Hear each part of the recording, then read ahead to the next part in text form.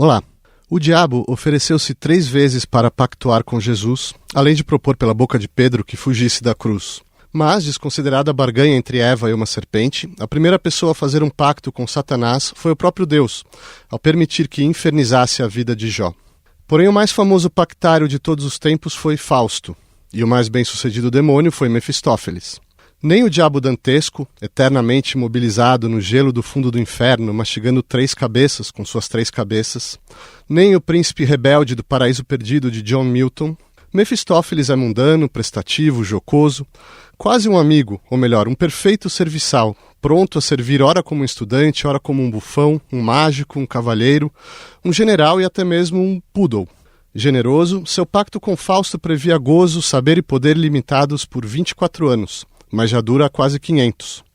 Enquanto, como bom servo, ele se apagava, a ponto de, como dizia Baudelaire, convencer o homem moderno de que não existe, a estrela de Fausto brilhava. Ele penetrou os segredos da natureza, enriqueceu ao lado de imperadores, se casou com Helena de Troia e hoje é, junto com outros como Dom Juan, Dom Quixote, Hamlet ou Robinson Crusoe, um dos grandes mitos do individualismo moderno. Mas este arquétipo do intelectual desesperançado, orgulhoso e insaciável é o único cuja lenda tem uma origem documentada. Um certo Georg Faust, mago que, segundo Lutero, chamava o diabo de cunhado, e para Melanchthon era uma besta vil e um poço de muitos demônios. Logo após a sua morte, entrou para o folclore em brochuras moralizantes como pactário exemplar, e delas foi absorvido pelos teatros de marionetes, de onde entretém crianças até hoje. Foi elevado à grande literatura com a tragédia de Christopher Marlowe, e ali introduzido à academia e ao inferno. Com a de Goethe, chegou aos céus, ganhando contornos épicos, ainda que cômicos, e no romance de Thomas Mann, o mito foi transfigurado, ainda que desconstruído.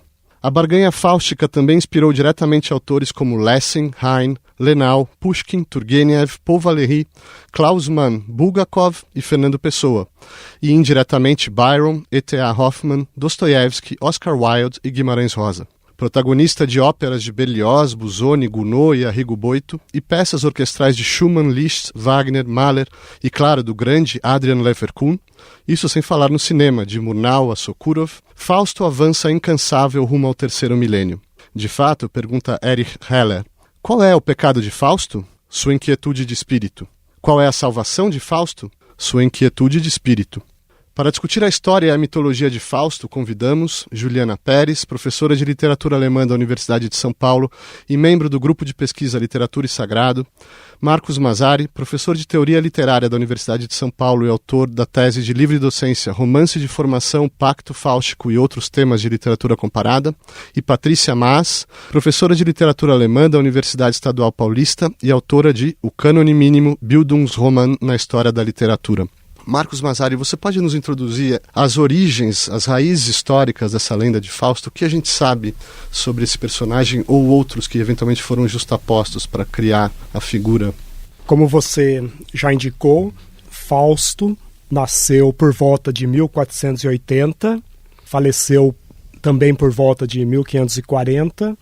Especificamente, quanto ao mito de Fausto, é esta figura histórica, Georg Fausten, que era considerado um charlatão, um nigromante, que fazia horóscopos para as pessoas muito poderosas, do qual diz Martinho Lutero que se ele houvesse estendido a mão para Fausto, o diabo o teria levado, e também Melanchthon se refere a essa figura.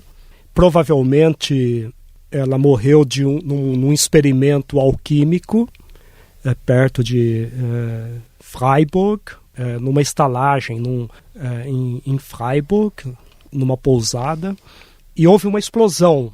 É muito plausível que isso tenha ocorrido. Houve uma explosão e o corpo do Dr. Fausto foi destroçado, e como já circulavam muitos boatos, muitas histórias acerca do seu pacto com o demônio, então se consolidou a crença de que o próprio diabo o teria levado nessa explosão. Então essa explosão recebeu essa exegese. E é o que nós temos também no livro popular de 1587. O livro que popular, primeiro a popularizar mais a figura, isso, né?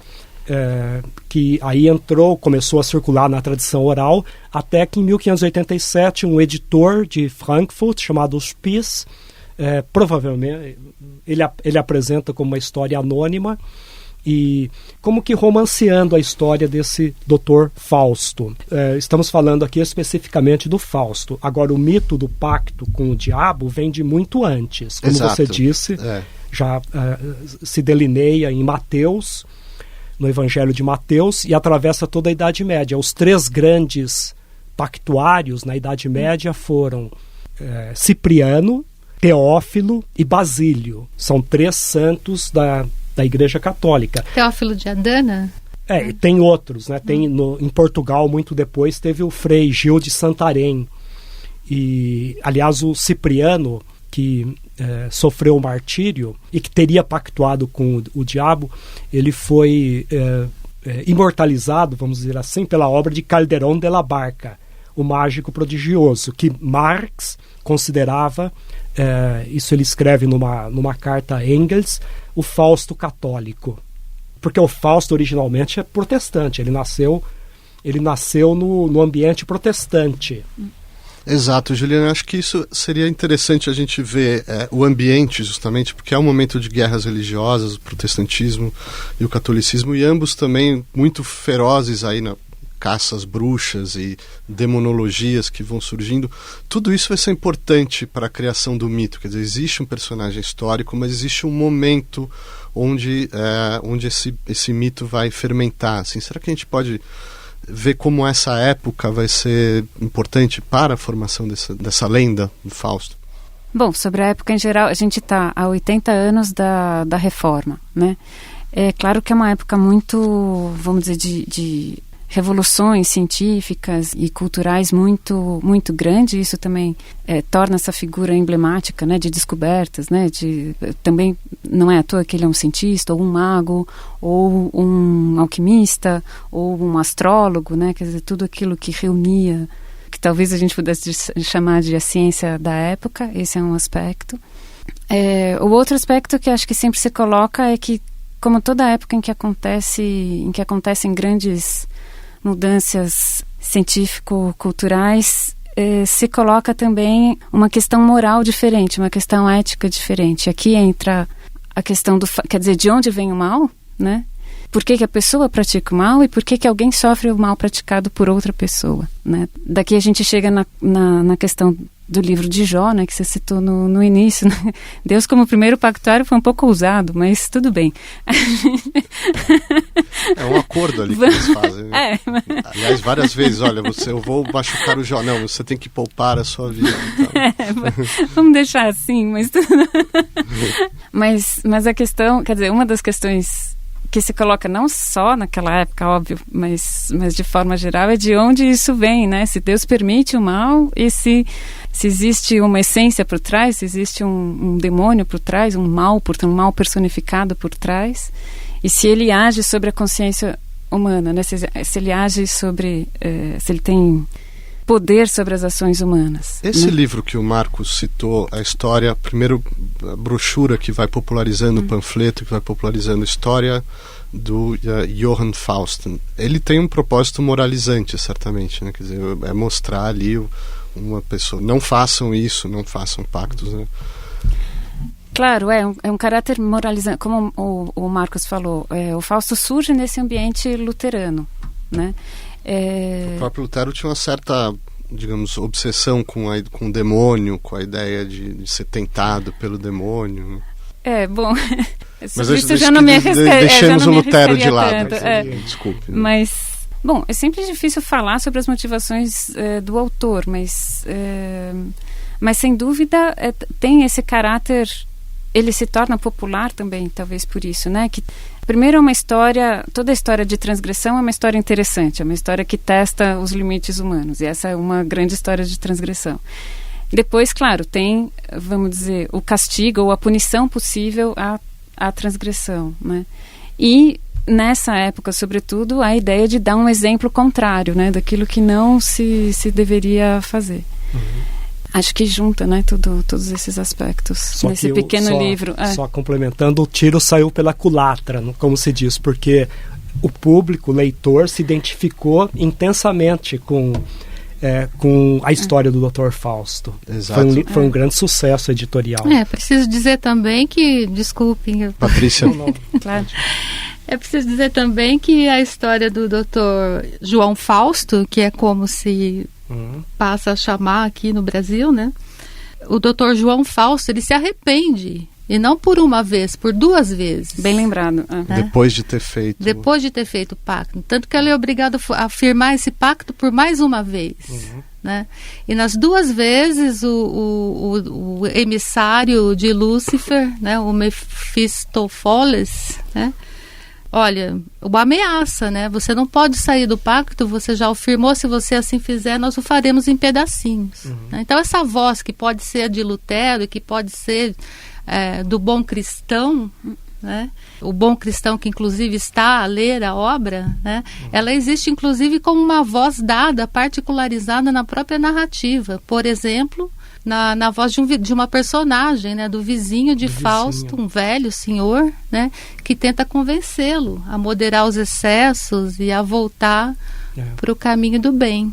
Né? E esse sucesso, essa popularização que vocês comentaram aqui, vai levá-lo justamente à Inglaterra, aos palcos elisabetanos, através da obra de Christopher Marlowe. Quais são as motivações do Marlowe, Patrícia? O que interessa sobremaneira quando ele pega essa figura do folclore alemão ali? Olha, quanto ao Marlowe, existem pesquisas hoje que partem de uma perspectiva biográfica, inclusive, né?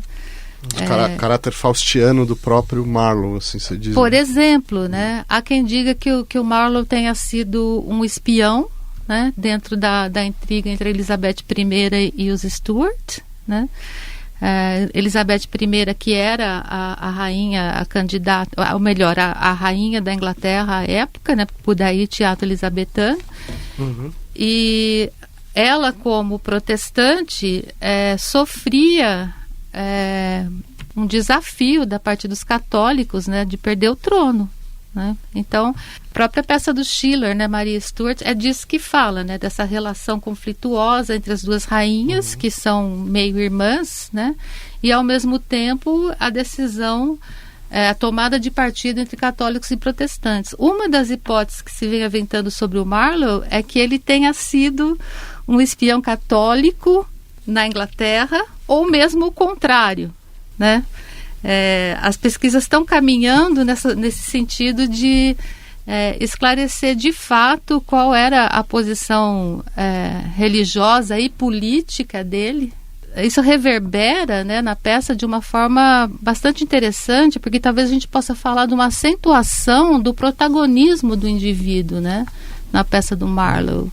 Porque o que está em jogo ali, Marcos, quando o acordo desse Fausto do Marlowe com o demônio Mefistófeles, o que ele deseja? O Marlowe, ele se baseou inteiramente na tradução do livro alemão popular anônimo de 1587. Mal o livro havia sido publicado na Inglaterra, o Marlowe começou a escrever o seu Dr. Fausto. É uma peça bastante burlesca, mas também profundamente filosófica. Por exemplo, no momento em que Fausto, ele faz o pacto também porque ele tem 1000 perguntas na cabeça. Ele quer uma resposta às suas... Não só isso, mas em Marlowe ele quer também o prazer sensual, os prazeres carnais, os prazeres da vida. Mas ele quer também o conhecimento, ele quer conhecer tudo, ele quer conhecer... Por isso que ele vai no fundo do mar e viaja pelo cosmos também com Mefistófeles. E ele faz perguntas, e ele pergunta um momento para Mefistófeles, né, onde é... Ele pergunta do céu e do inferno, ele pergunta onde é o inferno. Chamava-se Mefistófeles, mas vamos dizer Mefistófeles porque depois o Goethe usou esse nome. Essa grafia, ele pergunta onde é o inferno. É muito surpreendente, mas ele dá a resposta que Sartre, por exemplo, iria dar 500 anos depois, né? ele diz, o inferno é onde você está. Poderia ter dito o inferno são os outros. Mas ele fala, o inferno é aí mesmo. É aí. E é esta notícia sobre o inferno que o diabo de Thomas Mann vai dar para o Adrian Levaquin no famoso capítulo 25. Ele fala, o inferno é uma continuação da sua vida extravagante, da sua vida que vai oscilar entre a euforia e a profunda depressão. Isso já está prefigurado em Marlowe. Quando você fala de depressão, eu me lembro do termo melancolia também, que é atribuída a ambos, talvez a todos os Faustos, né? No caso do Marlowe, do Fausto do Marlowe, a trágica história do Dr. Fausto, ele também, por sua vez, ele está imbuído de um propósito de ação, né? Que é muito semelhante ao propósito que o Fausto goetheano vai ter depois, de transformação da natureza. Ele fala em lançar, o Fausto de Marlowe fala em lançar uma ponte no ar, né? Em aproximar a orla da África com a Europa, né? E que a ação seria uma forma do Fausto combater, inclusive, a sua melancolia e depressão, como você lembra que ele vem quer falando, cercar a Alemanha com um muro de aço? Sim. São coisas que você vai encontrar depois, que o Goethe, tendo conhecido provavelmente as duas obras, ele vai então desenvolver no Fausto como um conquistador. Agora, a história do Marlowe, como diz o nome, é uma história trágica, é uma tragédia. Quer dizer, ele está ainda na chave, digamos, moralizante ou pedagógica, né? Eu diria que sim, né? Do livrinho. Ele se arrepende profundamente, como também a Juliana a Patrícia disse, não sei se o Fausto. Ele se arrepende profundamente. Mas esse elemento burlesco é bastante forte. Bom, o Fausto de Marlowe, ele é destroçado no final também. Ele fala para os alunos, né, vocês não se assustem quando vocês ouvirem gritos, tudo. E tem um final terrível, um final protestante. Todos os Faustos protestantes terminam dessa maneira terrível, enquanto que os Faustos católicos, começando com Calderón de la Barca e culminando em Goethe, são salvos. Goethe também ele salva, né? Porque o final do Goethe é um final católico, né? Falar nisso, Juliana, só para a gente tentar percorrer o espaço aí entre Marlowe e Goethe, que são quase 200 anos. A gente tem notícia de como a história, a lenda, como que ela continua a se disseminar. Você tem outros formatos populares. Eu mencionei aqui o teatro de marionetes, inclusive vai impressionar o Goethe quando criança, mas mais ou menos como que nesses 200 anos a história continua circulando. Bom, na verdade acho que o Marcos pode falar mais disso que eu, mas a história ela primeiro vai se disseminando nesses pequenos livros populares, né, esses pequenos panfletos, depois nas trupes, né, nos teatros populares que aconteciam na Europa, depois nos teatros de marionete. Tem já eu anotei que em 1725 tem um outro de Meineiden, que é um outro livro de Fausto. Tem um primeiro fragmento de Lessing, também mais ou menos aí a gente já está mais próximo de Goethe, né?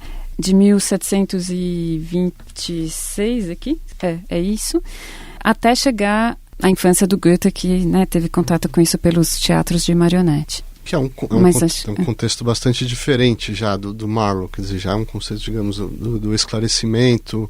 Isso vai mudando também a figura do demônio, digamos. Você tem como que essa época está lidando, tenho certeza que tem bem menos medo do que tinham a época do Marlowe, quer dizer, se a gente puder falar um pouco disso, assim, a figura do demônio, talvez, como que ela vai se transformando ao longo desse tempo.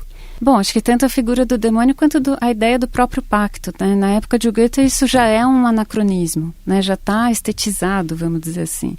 Tanto que para o próprio Fausto do Goethe, vocês me corrijam se eu estiver errada, já tem o fato de ter uma dedicatória, depois um prólogo no teatro, depois um prólogo no céu e depois a história do Fausto já cria um imenso distanciamento com relação, vamos dizer, à veracidade do pacto ou algum valor propriamente religioso daquele pacto ou moralizante, né? Ele já está dentro de uma moldura estética. E assim também a discussão sobre o mal, ou sobre a figura de Mefisto, né, do demônio. Aqui no Goethe a gente sabe, né, a figura ela tem uma coisa que é muito tradicional, que é a questão do dualismo, né, ele é o que divide, ele sempre divide, ele mantém essa característica e depois ele vai adquirindo outras, né. Mas não sei se era... A natureza da barganha, do pacto, desse Fausto de Goethe, na verdade é mais uma aposta, né? Ele tem... em que consiste essa aposta, Marcos? Porque ao contrário do Fausto de 1587, ou o Fausto de Marlowe, ou até o Fausto de Calderon, o Cipriano, né? Que ele faz o pacto porque ele está apaixonado por uma mulher, pela Justina. E os Faustos tradicionais, eles querem o prazer, eles querem o conhecimento, eles querem o poder, eles querem a riqueza. O Fausto de Goethe sabe de antemão que nada no mundo lhe proporcionará felicidade, nada lhe proporcionará uma alegria, a fruição de um momento ao qual então ele poderia dizer: para, és tão belo. Ele sabe que isso jamais vai acontecer. Então ele faz uma aposta. Ele faz um pacto, mas mais importante do que o pacto é a aposta que está embutida no pacto. Curiosamente é precedida de uma aposta também entre Deus e esse Mefistófeles. Deus fala: esse é o meu servo Fausto, uma paródia talvez do... De tal modo que depois de 12 mil versos, essa aposta vai se decidir. Mas ela vai se decidir, aposta entre Fausto e Mefistófeles, mas, como você observou, a aposta entre Deus e Mefistófeles. E, Patrícia, será que a gente pode comparar um pouco esse Fausto do Goethe com o Fausto do Marlowe e tentar ver quais são as semelhanças e diferenças no que ele espelha e no que ele já inova, o que ele traz de novo, o Goethe? Obrigada por voltar um pouco ao Marlowe, porque é alguma coisa que eu queria dizer ainda em complemento ao que a Juliana já disse, né? Não, podemos voltar a qualquer momento. Estamos aqui para isso, fique à vontade. Tem um momento no Fausto do Marlowe em que, instado pelo diabo, né, pelo emissário de Lúcifer, porque não é o diabo maior ainda, né, que trata com ele, e sim o enviado do chefe, né, tem uma hierarquia dos demônios. Fausto vai dizer que não acredita no inferno. Né? Literalmente, ele vai dizer isso, Fausto não acredita no inferno, né? E o diabo desafia: você não acredita, né? Então vamos ver, né? Quando eu voltar, o que você vai me dizer. Há quem veja nesse Fausto do Marlowe uma emancipação em relação obviamente ao primeiro Fausto, ao Fausto biográfico, né? Ao Fausto histórico, por assim dizer, né? E ele já começa então a demonstrar, a evidenciar essas características que vão culminar num verdadeiro protagonista daquilo que a gente vai chamar depois de ficção, né? Porque tanto ainda o Fausto do Marlowe e mesmo e ainda mais o Fausto biográfico, eles têm um caráter que o Marcos está chamando de burlesco, né? É como se você estivesse lendo, em princípio, alguma coisa como as aventuras do Barão de Münchhausen, né? Eles têm um caráter bastante, às vezes até infantil, né? A própria narrativa tem um caráter bastante infantil. E Peripécias, não à toa, vai ser absorvido pelo teatro de marionetes, né? Exatamente. É claro que não é literatura para criança, não é disso que a gente está falando mesmo, porque ela nem existia. Mas isso provavelmente reflete a crueza dos tempos, né? O modo como a ideia de cristandade estava impregnada, né, no imaginário popular, né, nos dois casos. No Marlowe, um pouquinho mais a caminho disso que a gente vai ter e que costumamos chamar de indivíduo moderno, né? Que o primeiro Fausto goetheano já demonstra ser, né? Nós estamos falando da mesma personagem nas duas partes da tragédia, tanto na primeira quanto na segunda, né?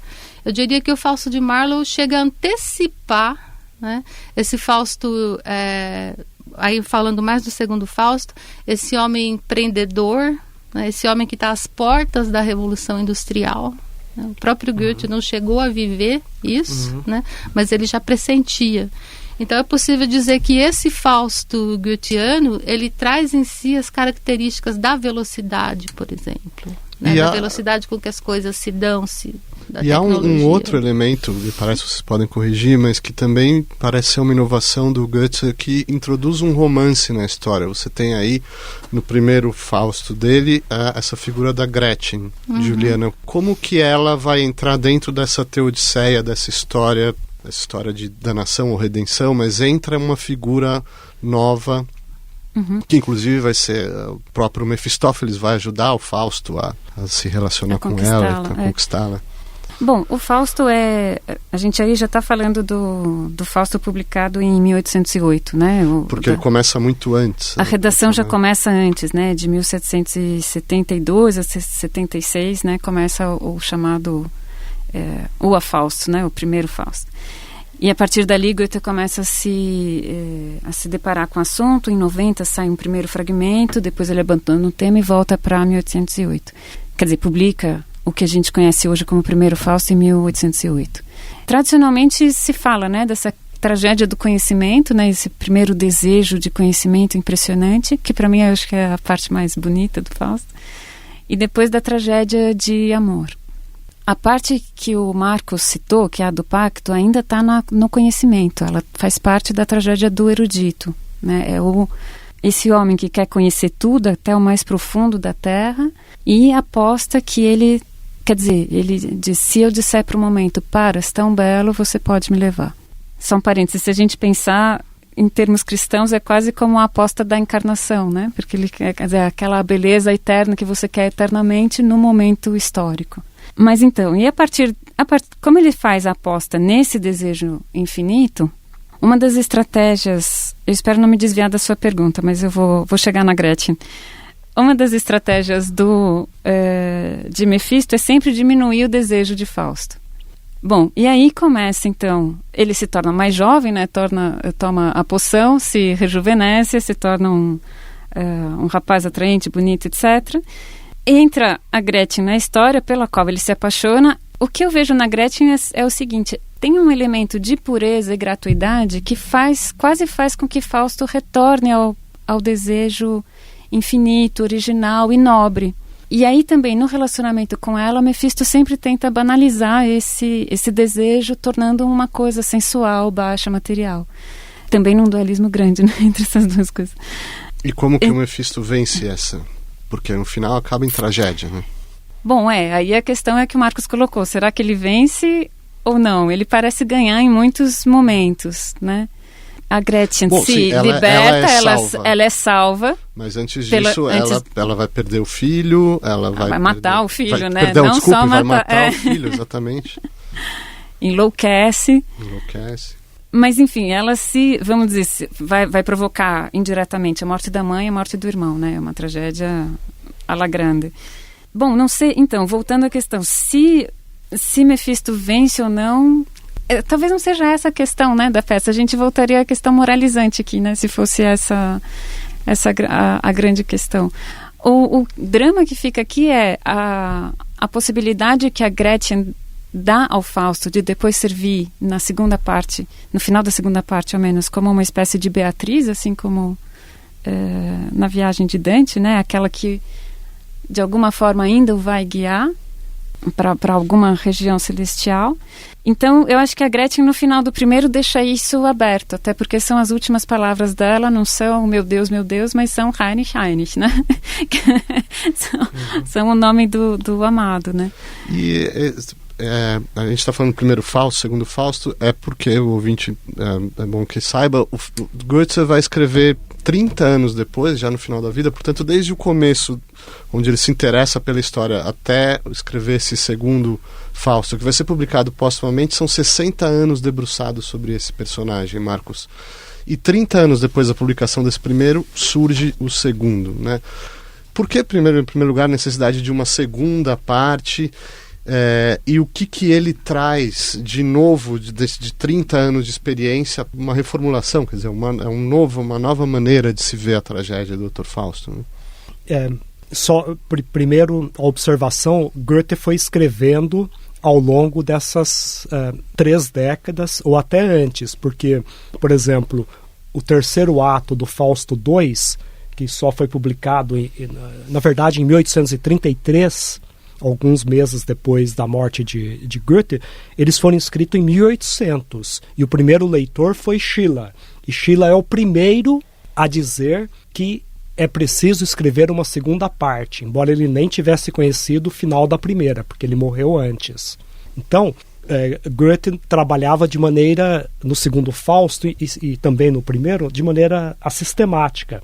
E ele mesmo diz, eu escrevia o que me dava vontade, aquilo pelo qual no momento eu sentia maior afinidade. Depois, na alta velhice, com 80 anos, 81 anos, ele teve que suprir as lacunas, ele teve que fechar as lacunas. Então, ele foi voltando.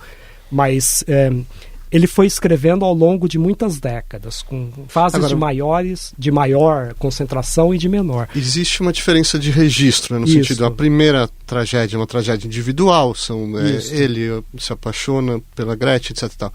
Nessa segunda entram vários elementos, digamos, sociais, épicos, ou seja... Por isso que ele dizia que a primeira parte, terminada em 1806, publicado 2 anos depois, é inteiramente subjetiva. Na segunda parte, ele dizia, não há mais subjetividade. E aí, o que nós temos são os altos negócios de Estado, as finanças, planos econômicos, as guerras modernas e, sobretudo, o fenômeno moderno da colonização. Goethe percebeu qual é um divisor de água importante? A Revolução Francesa, os desdobramentos da Revolução Francesa e os desdobramentos, mais ainda, da Revolução Industrial. Então, o Goethe percebeu que o mundo do século XIX era um mundo completamente diferente daquele em que se processou toda a sua formação.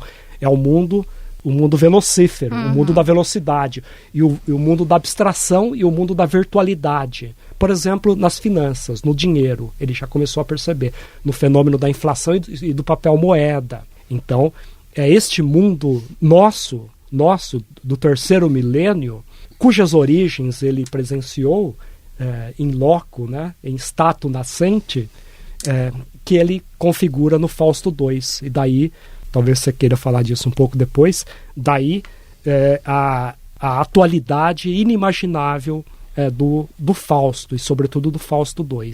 Eu acho que a gente pode falar disso agora, no sentido, assim, Patrícia, como esse cenário que o Marcos escreveu, como que ele então dramatiza isso nas suas personagens, ou alegoriza, quer dizer, quais são as figuras que vão surgindo, por exemplo, uma curiosíssima, a meu ver, homúnculos, mas outras que aparecem ali, o próprio assistente dele, Wagner, tem uma função, o encontro com Helena, quer dizer, se você puder descrever um pouco assim como ele faz para dramatizar tudo isso que o Marcos escreveu. Em princípio, eu acho que é importante então ressaltar isso que vocês falaram, né, que as duas tragédias têm um tom diferente, né? O tom da segunda parte é um tom que a gente pode dizer é muito mais um pandemônio do que na primeira, né? A primeira a gente tem algumas cenas, talvez não, né? A noite de Walpurgis, por exemplo, né? Que é a grande noite da bruxaria, né? No Monte Brocken, quando se encontram o diabo está ali, né? As bruxas, a própria figura da Lilith, a primeira mulher de Adão. Então, o Fausto I, ele seria simplesmente uma história individual fáustica, não tivesse o Goethe recorrido também a esse caleidoscópio, né, que por vezes emerge assim na narrativa, né, e que transforma aquilo num gênero que você não consegue muito bem situar, né? A gente chamar de peça ou drama acaba sendo pouco para falar da forma literária que aquilo é. Até porque, enquanto drama, não sei se ele tinha expectativa de encenar, mas... A gente pode falar depois, mais tarde, de algumas encenações, né, como a do Peter Stein, né, que faz ipsis literis, o que imagino eu que seja, né, o que o autor imaginava plasticamente, mas enfim, voltando à questão do primeiro Fausto, né, em princípio eu poderia ler o primeiro Fausto como uma tragédia individual, né, do homem, da tragédia do erudito, como bem lembrou aqui a Juliana, né, tragédia do conhecimento, e que termina de má né, com a má sorte e a danação das personagens, né? Como no caso da Margarida, se terminasse ali.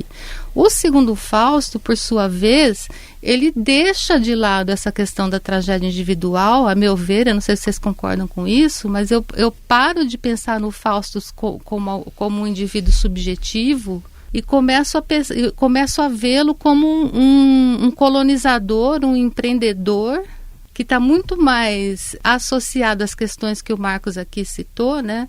A guerra, a criação do dinheiro, como vencer a inflação, né? Ou como vencer a guerra, né? Eles se tornam uma espécie de conselheiros, né? Tanto Mefistófeles e Fausto, conselheiros do imperador. E eles vão passar, então, por uma série de perspectivas que a gente poderia chamar de épicas, né? Entremeadas, por exemplo, pelo encontro amoroso, né? Qual o final do Fausto II? Né? Essa é talvez seja a nossa grande questão aqui, né? Já houve aqui uns spoilers, né? A gente sabe que o Fausto vai ser perdoado ao final, né? Ele vai subir ao céu católico, né? E o seu empreendimento terrestre, né? O seu empreendimento terrestre continua, né? O seu empreendimento terrestre que é o de transformar a natureza, domar a natureza, né? Ele não perde, Goethe não tirou isso, né? da sua obra. O empreendimento, a despeito, né? A despeito dos maus atos, né? Fausto não hesita em mandar assassinar os 2 camponeses, né? O casal de camponeses cuja cabana, né? Cujo sítio impede que avance o seu projeto colonizador, né?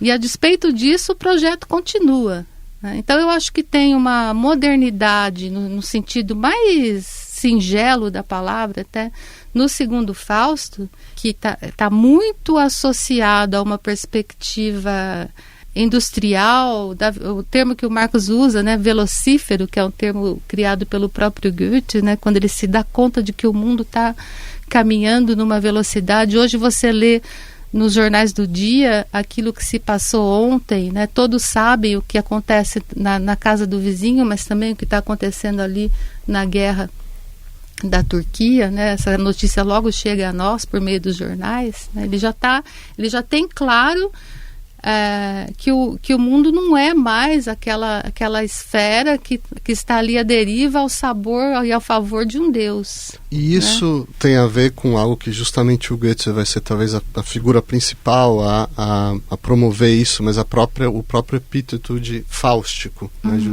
a associação da nossa civilização moderna com o fáustico, a ideia do caráter fáustico da nossa vida.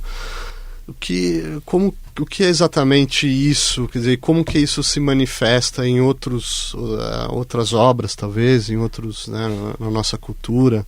Outras obras daquele momento? Ou... do século XIX, digamos assim. Bom, tá, que susto. Bom, o tema está também em outros autores, né? Tem em Chamisso, tem uma outra história de pacto que chama As Aventuras de Peter Schlemmer. Tá em Hoffmann, né? O Elixir do Diabo, tá em muito, quer dizer, tem outros fragmentos do Fausto, né? A gente já citou Lessing, que é anterior. Quer dizer, esse interesse pelo lado demoníaco da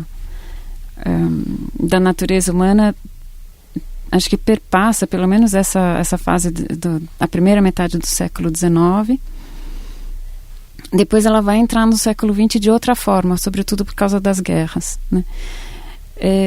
Mas ainda nessa primeira fase do século XIX, como eu falei, depende muito, vamos dizer, o peso que isso tem, e até mesmo o que é vendido para o demônio depende muito do autor. Tem textos em que se vende a sombra, tem textos em que se vende o reflexo do espelho, né? Vamos dizer, aquilo que parece tornar o humano, mas em alguns textos nem se fala de alma mais, né? Isso vai se modificando. Bom, como a gente falou, por que isso se torna interessante em cada momento, acho que depende da questão que o autor estava colocando, né? Por exemplo, para Hoffmann é sempre um jogo estético, é sempre a arte que está em questão, não são grandes questões metafísicas. Para Chamisso, por exemplo, o interessante é que há um pactário, ele se arrepende, ele não recupera a sua sombra, ele fica um pouco pela metade e ele se torna um cientista. E é a época, né, em que ele se torna um cientista que viaja para conhecer os lugares. É a época dos grandes viajantes cientistas. Também é muito interessante, né, pensar a ciência como quase uma espécie de perda meio redimida ou parcialmente redimida da alma. Não sei se eu respondi a tua pergunta, se eu estou bagunçando mais o tema. Não, tá ótimo. É um tema complexo. Só desenvolvendo um pouco mais, né, o que a Juliana, mas a grande originalidade de Goethe e essa atualidade inimaginável reside justamente no elemento fáustico. O que é o fáustico em Goethe, que não tem Hoffmann e nem Chamisso sonhou com isto? O protótipo de um empreendimento fáustico é o que acontece no final da tragédia. Ou seja, ele afasta o mar e cria, ele suprime a primeira criação, ele suprime a natureza, vamos dizer assim, em termos crassos. Ele destrói a natureza, ele destrói as árvores e cria uma nova civilização, uma civilização tecnológica, artificial. Então, o fáustico, por excelência, é o que o Fausto faz, por exemplo, aquilo que os holandeses fizeram. Eles criaram a Holanda, onde estava o mar, né, dizendo de maneira exagerada. O fáustico, mas essa é a contribuição específica de Goethe, não está nos outros Faustos de Lessing, porque o fáustico é isso, é a ida do homem à lua, as usinas hidrelétricas, é a energia nuclear, é a transposição do Rio São Francisco, é o que se passa na China, por exemplo, em parte no Brasil. Isso é o fáustico. E é a criação artística sublime também, Juliana, porque se você puder já me ajudar a entrar no Dr. Fausto do Thomas Mann, que escolhe um artista e não um cientista, não um empreendedor para ser o seu Fausto. Por quê? Porque, deixa eu só voltar a uma questão que aí a gente acho que pega o Thomas Mann também. Eu acho que tem a grandeza do Fausto do Goethe está nesse desejo irrefreável, irredutível que ele tem. Por outro lado, a sua pequenez, se a gente quisesse dizer assim, está justamente nessa vontade de autoafirmação que causa toda a destruição que eles falaram. Quer dizer, é um desejo irredutível que pretende realizar a si mesmo. E aqui causa todas as tragédias e esses desenvolvimentos, né, que eles citaram. Bom, o Fausto de Thomas Mann é um artista, vamos dizer, ele é um símbolo. Bom, ele é um símbolo de muitas coisas, mas... Pois porque se a gente puder entender quais são as referências cifradas, porque ele está ali pegando toda uma história da Alemanha e está jogando isso no seu romance. Nossa, muita coisa para falar das referências cifradas, mas... bom, tem Nietzsche, tem Adorno, tem Schoenberg, tem Schopenhauer, tem tanta coisa em tantos pontos, tem Dante. O Mefisto do Dr. Fausto é um Mefisto gelado, né? Um diabo gelado, que é dantesco, não é o do Fausto de Goethe, né? Que oferece a árvore da vida, né? Fala, verde é a árvore da vida, cinza é a teoria. Não, ali ele gela, né? Tanto que o Leverkusen vai ou gelar ou derreter de calor, mas ele gela afetivamente, né? Gela humanamente. Isso, vamos dizer, para chegar na questão da estética, uma das questões que está lá, que era uma grande questão de Thomas Mann, é, vamos dizer, como que uma certa visão de estética acaba por enrijecer a pessoa e perder justamente a conexão com uma vida desejada. E se abstrai completamente para formar um mundo próprio, né? No qual, que por fim se revela ilusório, que por fim se revela não vivível, né? Bom, dentro dessas referências, certamente o nazismo é talvez uma das motivações principais. Ele está escrevendo justamente durante a Segunda Guerra, Patrícia. Como que isso se manifesta na obra? Quer dizer, em que sentido ela é um diagnóstico e uma acusação, talvez, ao nazismo? Então, é claro que se você seguir por exemplo, este livro aqui, né, que é a Gênese do Dr. Fausto, pelo próprio Thomas Mann, né, diários que ele escreveu, os diários que ele acompanha, né, que ele escreve que ele relê e que ele escreve também durante a elaboração da obra, essa imagem é impossível de ser apagada, né? O Fausto seria, o Dr. Fausto seria uma resposta alegórica, imediata à situação da Alemanha, né? Que está naquele momento já perdendo a guerra, tá todo mundo desesperançado, né? A Rússia, né? vai invadir a Alemanha, está todo mundo esperando por isso, né? Os alemães, ao mesmo tempo que desesperançados, se acentua um nacionalismo, né, que o próprio Mann vai considerar imoderado, né, demasiado. E muitas das intrigas políticas nas quais ele acaba entrando, né, por correspondência ou com as pessoas que ficaram na Alemanha, né, com a chamada imigração interna, né, ele vai justamente debater e confrontar esse fortalecimento do espírito nacional, né, agora, né, nesse momento em que as coisas estão como estão. É possível encontrar na narrativa do Dr. Fausto núcleos, né, em que esse nacionalismo se apresenta, né, como, por exemplo, a casa de eu não me lembro agora o nome da personagem, se é Kretschmer. O violinista. Mas eu acho que isso não... É o professor de música, o Kretschmer. É o professor, o Gago, o professor de música. Não é. É mais pro fim, quando eles já estão em Munique. A casa da família Schweigerstil. Não, também não é o Schweigerstil. São umas reuniões intelectuais, né? Certo, na casa... Isso, que eu não consigo me lembrar o nome da família, do personagem que acolhe, que organiza essas reuniões, que são verdadeiras reuniões decadentes, né? Assim. Intelectualmente decadentes, moralmente decadentes, e que mostram, me parece que o narrador está tentando evidenciar ali justamente um enclave, né? um núcleo desse nacionalismo de última hora, né? Nacionalismo de salvação, que no final das contas é inócuo, né? Mas a minha leitura, modestamente, do Dr. Fausto do Mann, ela necessariamente não passaria por aí. Mesmo porque, quando você pensa vocês estavam falando aqui das figuras que servem de modelo, né, de referência para personagem, né?